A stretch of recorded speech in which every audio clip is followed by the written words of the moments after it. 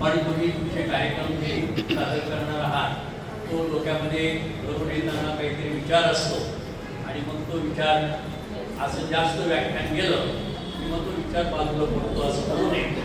फक्त जाता जाता एक सांगणार आहे, प्रत्येकाच्या जीवनामध्ये क्षमेला महत्व आहे. क्षमा करता आली पाहिजे. लक्षात ठेवा, या जैन समाजामध्ये, जैन धर्मामध्ये जे पर्युषण पर्वाचा जो काळ असतो त्या पाठीमागचा उद्देश असतो. आता याचं एक थोडंसं उदाहरण सांगतो, एक 1-2 मिनिटांमध्ये जाईल. आम्ही सर्व शिक्षक लोक प्रयोगशील असतो. नेहमी रोज नवीन नवीन काहीतरी विद्यार्थ्यांच्यावर प्रयोग करायचे आणि त्या प्रयोगाच्या माध्यमातून त्या विद्यार्थ्याला उद्युक्त करायचं. त्याच्या अंगी असणारे जे काही गुण आहेत त्या गुणांना वाव मिळाला पाहिजे. तसाच प्रकार या ठिकाणी एका शाळेमध्ये, गोष्ट जरा काल्पनिक आहे. एका शाळेमध्ये एक शिक्षिका प्रयोग करते.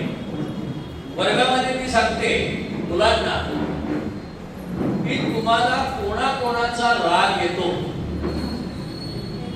घरातला असेल, बाहेरचा असेल, शाळेतला असेल, त्या राग येणाऱ्या व्यक्तींची नावं आणि जेवढ्या व्यक्तींचा राग येतो तेवढ्या नावाचे पेरू बरोबर उद्या शाळेत घेऊन यायचे. एका वहीवर राग येणाऱ्याचं नाव आणि त्याच्या नावाचा पेरू आणि त्याच्याबरोबर एक छान मोठं कापड घेऊन यायचं. मुलांना वाटतं बाबा पेरू आणायचं आहे, असे राग येतो आणि मुलांना स्वाभाविक राग जास्त येणं ते स्वाभाविक असतं, त्यांचं वय असतं. त्याप्रमाणे दुसऱ्या दिवशी मुले येतात की नावं लिहून आणतात. आईचा फार राग येतो लहान मुलांना, पण सकाळी सकाळी झोपेमध्ये फार त्रास देतो. उठ म्हणेपर्यंत 10-15 मिनिटाचा काळ जातो. त्यामुळं बाबा रागवतात, काका रागवतो, मामा रागवतो, शेजारी पण काकू काही काही फार विचित्र असतात, त्या काकू फार त्रास देतात. अशी ती मुलं नावं आणि त्यांच्या नावाचे पेरू घेऊन आली. ते आल्यानंतर दुसऱ्या दिवशी त्या शिक्षिकेने त्या कापडामध्ये त्यांच्या बरोबर त्यांनी आणलेले पेरू बांधले आणि ते म्हणले, आज मी हे पेरू तुमच्या कमरेला बांधणार. गोष्ट फार छान आहे. मला त्यांच्या कमरेला ते पेरू बांधणार आहे आणि त्याप्रमाणे त्यांनी ज्या ज्या मुलांनी आणलं त्या मुलांना ते पेरू घेतले आणि त्यांच्या कमरेला त्या कापडं सगळं बांधून टाकलं आणि म्हणले, हे सातत्याने ठेवायचे, घरी गेल्यावर सोडायचे पण नाही. हा प्रयोग मला 3 दिवस 4 दिवस करायचा. त्याप्रमाणे ते घरी ते बांधून गेले. 4 दिवस झाल्यानंतर त्यातला प्रत्येक मुलगा सांगायला लागला, मॅडम किंवा बाई म्हणत असेल, अहो मला हे पेरू बांधले कमरेला फार त्रास होतो, मला चालता येत नाही, मला एकाच कुशीवर झोपावं लागतं, माझी कंबर दुखायला लागली. आणि एक मुलगा तर सरळ म्हणतो, अहो 4 दिवस मी जरा चांगले पेरू म्हणून आणले, विकलेले, ते 4 दिवसात सडले आणि याचा वास यायला लागला, मला तो नकोसं वाटायला लागला.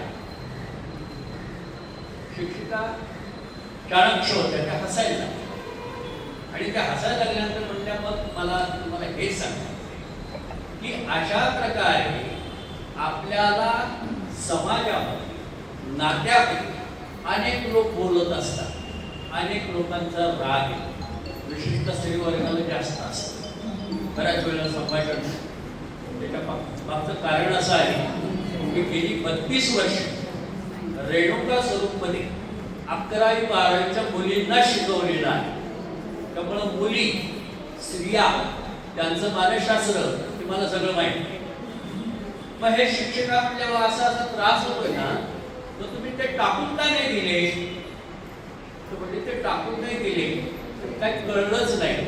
मग आपल्याला सुद्धा असंच होतं, अमुक एक बोलला किंवा अमुक एक बोलली ते आपण डोक्यात ठेवतो. असं बोलली का, माझा अपमान केला का, मला त्रास दिला का, माझ्याबद्दल दुसऱ्याकडे चाहडी केली का, हे जे आपल्या मनामध्ये सातत्यानं राहतं हे सोडून द्यायचं असतं. कारण हा जो आहे ना, हा जो तुम्ही स्वतःला दुःखी करता, तुम्ही स्वतःला दुःखी करता आणि आपलं आनंदी जीवन आपण त्यातनं बाहेर पडत नाही, त्रास होतो असा प्रकार जो आहे. म्हणून आपल्याबद्दल काय असतं बघा, जो दुष्ट माणूस असतो तो म्हणतो मला असं बोललाय, माझा असा अपमान केलाय ना, 7 जन्म विसरणार नाही, मी याचा बदला घेणार. दुष्ट माणूस बदला घेतो, शहाणा माणूस ऐकतो आणि थांबतो, पण प्रज्ञावंत माणूस जो असतो त्याच्याकडे दुर्लक्ष करतो. हत्ती चलता है कुत्ता भुंकता है, अशा पद्धतीनं हे आपण सोडून द्यायचं असतं. दुसरं एक छानसं उदाहरण तुम्हाला सांगतो. एक गुरु आपल्या शिष्याला घेऊन चालले होते आणि ते फिरत फिरत आले एका नदीच्या किनारी. पाऊस पडतो छान बघा, आता नद्या किती तुरंब वाहत आहे. ते आले आणि एवढी नदी भरून वाहते, योगायोगाने तिथे एक तरुणी आली आणि ती तरुणी आल्यानंतर तिने ती नदीचं जे पाणी आहे ते पाणी पाहिल्यानंतर तिला मोठा प्रश्न पडला की आपण जायचं कसं पलीकडे. म्हणून ती तिथे हे दोघे जिथे उभे होते तिथे आली आणि त्या गुरूंना म्हटली की मला पलीकडे पोहोचवता का. हेल्पिंग नेचर काय असतं बघा आणि संशय काय असतो बघा. ते म्हणजे गुरु म्हणजे काय हरकत नाही. गुरुनी तिला उचललं, खांद्यावर घेतलं, नदी पार केली, तिला सोडून दिलं, पुन्हा इकडं आले. त्या शिष्याला मोठं आश्चर्य वाटलं, असे कसे गुरु आपले. तर ते गुरु असे होते की ते सगळं गायडन्स किंवा मार्गदर्शन करायचे आणि म्हणून मग दिवसभर त्याच्या डोक्यात तेच. त्या गुरूंनी स्त्रीला हात कसा लायला, स्त्रीला स्पर्श कसा केला आणि दिवस त्याचा वाईट गेला त्याच विचारात. संध्याकाळी त्याला राहवलं नाही आणि त्यांनी आपल्या गुरूंना विचारलं, गुरु तुम्ही तर मला सांगितलं स्त्रीला स्पर्श करणं चांगलं नाही आणि तुम्ही तर तिला डायरेक्ट खांद्यावर उचललं आणि नदी पलीकडे नेऊन सोडलं. तेव्हा गुरुनी त्याला सांगितलं, काय सांगितलं, अरे मी तुला सोडून दिलं तेव्हाच विषय संपला, तू दिवसभर हा विषय डोक्यात घेतला का. याचं कारण असं आहे, आपलं मन हे अस्थिर असतं, संशयी असतं. या मनाला ताब्यात ठेवायचं असेल तर त्याच्यावर काही मशागत करावी लागते. आता याच्यात शेवटचं एक तात्पर्य एवढं सांगायचं आहे. असं जर असेल, आता या सगळ्या लाफ्टर लेडी तुमच्या डोक्यामध्ये हा विषय काही ठेवणार नाही. मला एक सांगतो, याच्यासाठी काय करायचं तर ज्या ज्या व्यक्तीबद्दल तुम्हाला राग आहे त्या त्या व्यक्तीला डोळे बंद करून समोर आणायचं. तो आपल्याला काय बोलला असेल, शिवी दिली असेल, अपमान केला असेल, राग केला असेल, माझी चुगली केली असेल, त्याला डोळ्यासमोर आणायचं आणि त्याला सांगायचं की मी तुला क्षमा केली. आपल्याला कोण काय बोललं असेल, जसं आपण दुसऱ्याला बोलतो तसं आपल्याला कोण बोललं असेल तर हाच फॉर्म्युला वापरायचा. तुम्ही अशा प्रकारे क्षमा करायला शिका.